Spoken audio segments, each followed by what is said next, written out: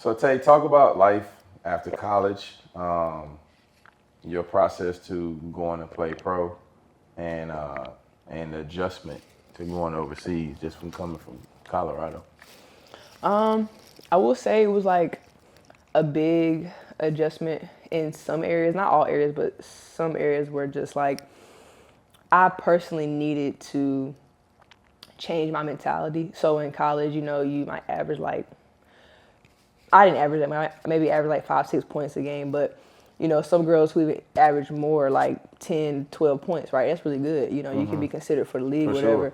But it's like when you go overseas, depending on which team you go to, you got to be that leader. You can't be averaging that. You got to average like 20 or 30. You know what I'm saying? So I think changing my mentality was one of the biggest things. I was like, okay, I got to go in here and make sure the freedom that I have to just hoop. And I think that was the biggest thing for me. I was so excited. You've been in that role player for 4 years, and it's like, bro, I don't want to just be a rebounder. I don't want to just be a defensive lock now. I want to go get 25, But I mean, I respect it because in college it is a business.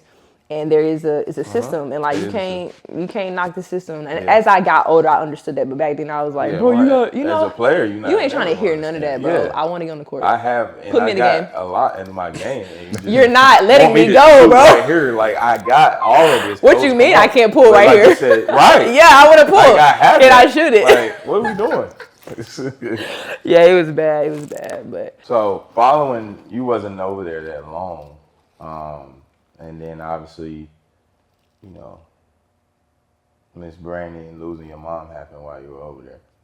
And Tim, you were still in Colorado at the time? When mommy passed, I had moved out here. Okay. Yeah.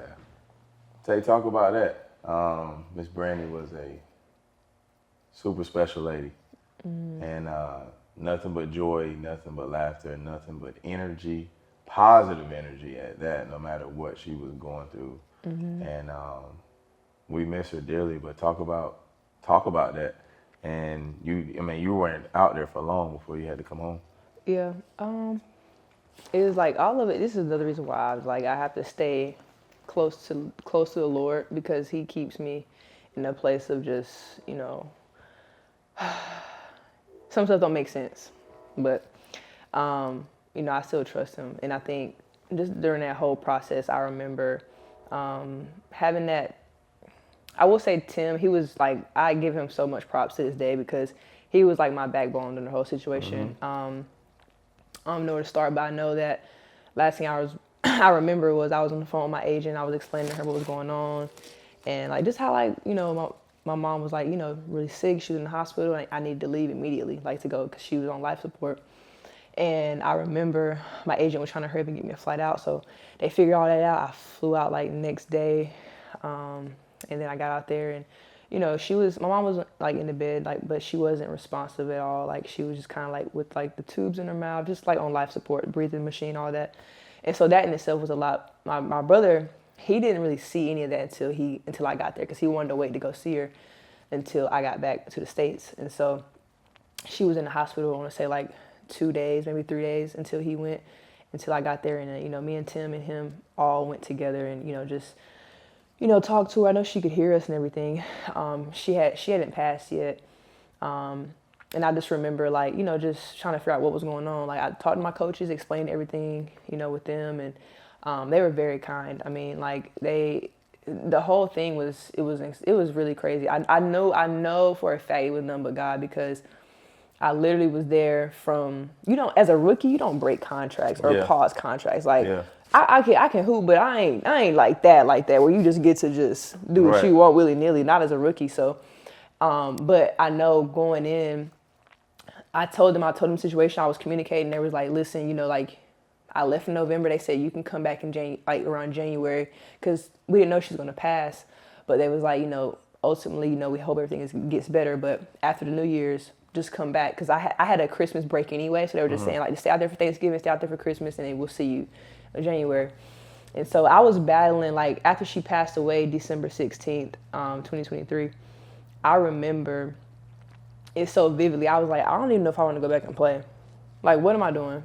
What is this even supposed to be now? And I think like, again, huge shout out to my husband because he was so, like, just faithful to what I wanted to do in my career. Because, like, you need people around you who, if you don't believe in yourself, you got to have somebody else pick you up. I mean, you just got to have that. So, you know, he was like, I think you should go back. Like, you know, Mom would want you to go back, so you should go back and finish what you started. And so I was like, all right, whatever. You know, I was kind of frustrated about everything. And KJ said the same thing. He was like, you know, you should go back. And again, Tim had already like decided he was gonna come and help out, and I had to go back and finish my contract. My godmom, like, she was helping out. My dad, he was helping out like here and there, but they was working, and Tim was like, you know what, we're gonna figure it out. Like, I'm gonna come out here. Like, he just made so many sacrifices that I didn't even have to ask him to do, but that just showed how much he loved me. And I was like, yeah, I gotta marry him. Yeah. Hey, man, what we doing? I told you that. Yeah, you did. What are you doing? I know, I was tripping. Really, though, I was. And I think, like, what I learned, though, is, like, for somebody, like, love is really sacrificial. And so, like, for him to do all of that, it was like, okay, I get to go, you know, finish my contract. He's taking care of my little brother. Like, KJ was, like, 16. He's 15 at the time. So he was, you know, trying to figure stuff out. You know, my dad was coming in every now and then. Everything happened so sudden, right? So, like, everybody trying to figure out what's going on. But, you know, he just came and just dropped what he had going on. And so I'm back in Finland trying to hoop. You know, the first couple games was very rough, but I just had, like, this chip on my shoulder. Around, like, the third, fourth, fifth game, I started, like, kind of, like, getting back into the groove of it. And, like, just really playing for her and, like, really understanding, like, okay, I'm still here. I get to play. And so, yeah, I made it. Some days it's still rough, obviously now, but I'm grateful. I'm really grateful, again, because Tim, he's helped me so much through all of this, even to this day. So. That's love. And Tim, walk us through your decision to make that sacrifice to leave Colorado and your job and everything that you had going on to come this way. Like, what we know love drove it, but still that's a huge sacrifice to make. So when you have your career going on and you're not married, and I mean, it's so much. What went in through your head at that time? Like I mentioned earlier, I wanted to find a woman that was seeking the Lord, and at that time, me and Tay had known each other for about 1.5 years now, and we had been dating. And prior to Finland, she was in Australia. I went out there and visited her in Australia for like about 3 weeks to a month. So just really enjoying that time with her and praising the Lord truly. And then when that time came, she had called me and told me I had got the immediate flight that day. I packed a suitcase and I said, okay, I'm getting there right now. Like, when she told me everything that had happened. And so I flew out here to North Carolina, and I was like, okay, there's the whole situation she just said, everything that was going on. And I know what real life's like. Like, you know, this is what the podcast is about, like life after being an athlete, right? Like, it gets real. And I was like, she doesn't deserve that right now, right? So I wanted to help her keep her career and keep going. And okay, I can handle things. I can take a step away from this job. I can get another career. I got a good resume, all this stuff. But I was like, but am I supposed to do it? So I prayed about it. And the Lord is actually the one that told me, because he said, you don't have to take care of the boy, which is KJ. Right. I was like, I'm going to take care of KJ, like 15-year-old. Yeah. You a man, you know what it was like when you was 15. You start to feel yourself. Yeah. You know, like, that's an adjustment. Yeah. And I was like, I don't want to. And there's a scripture that talked about a man who had riches. So I had just got me a new apartment out in Colorado, like really nice with a view, all this stuff. Like, all the things, right? Like, because the career was going well. I just got a pay increase. Like, things were going great. And then this happened. And it talks about a man who have all these riches, but says he want to follow the Lord. And Jesus tells him, you got to get rid of all this to truly follow me into the kingdom. And he couldn't get rid of it. And I was like, I don't want that to be me, where if I say no, I miss out on what the Lord truly has for me later in life. So. And it wasn't, like you said, like necessarily about me. It was just about obedience. Right, being obedient to the Lord. That's so good. And what was best for you? Yeah, because it truly, I mean, if I would have said no, I would have missed out on having Tay, right? Being in this community, having our daughter. Like, I don't know if I was supposed to say that early in the podcast. No, you good. Oh, no, you already said it. I already said it earlier. Okay, my fault. And so I was like, okay. He told me when the Lord revealed it to me, because he brought that scripture to my mind, because I wasn't even thinking about it when I was praying. he brought it to my mind, and I was mad for like 2 days. I was like, I'm not doing this. No, Yeah. I'm about to go back home. When she leave, I'm leaving. I'll figure it out. But then I was like, okay, what would I have wanted if this happened to me, right? Like if I was to tell her a year later, like, the Lord did tell me to stay, but I was like, nah, bump him. Yeah. How does that make me look as a husband that's supposed to lead her? Right. Even that's though so we were good. dating at that time, but we were dating to get married. So Hey, ladies, get yourself a Tim. Get yourself a Tim, man. But yeah, That's dope. So what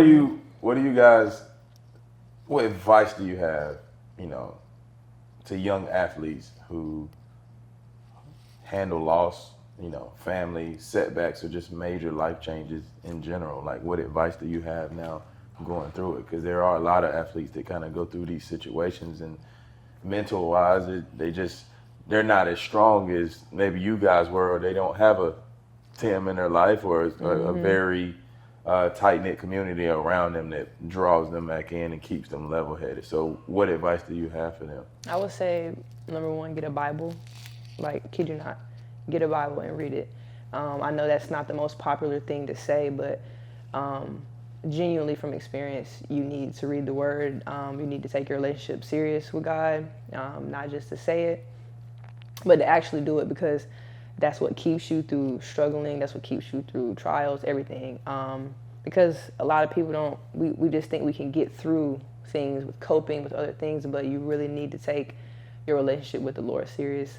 That would be number one. I would say number two is, like Jeremy saying, like keep people around you. Like, how I'm a very private person. This was the most hardest thing for me, was asking people for help. Right. We don't want to ask people for help. Like, for me, like, that's something he's always got on me about. It's like, you got people who want to help you, but you don't want to use it. Right. And I think if we just put our pride aside and just be like, listen, can y'all help me? Yeah. Like, I genuinely do feel like if the person you're asking, if you feel comfortable asking them, I'm pretty sure that they might help, For sure. And I think that's something I had to just learn, is like, okay, just ask, And that was so hard for me, but those would be the main two things for sure. Just advice, because we all need help. For sure. So, yeah.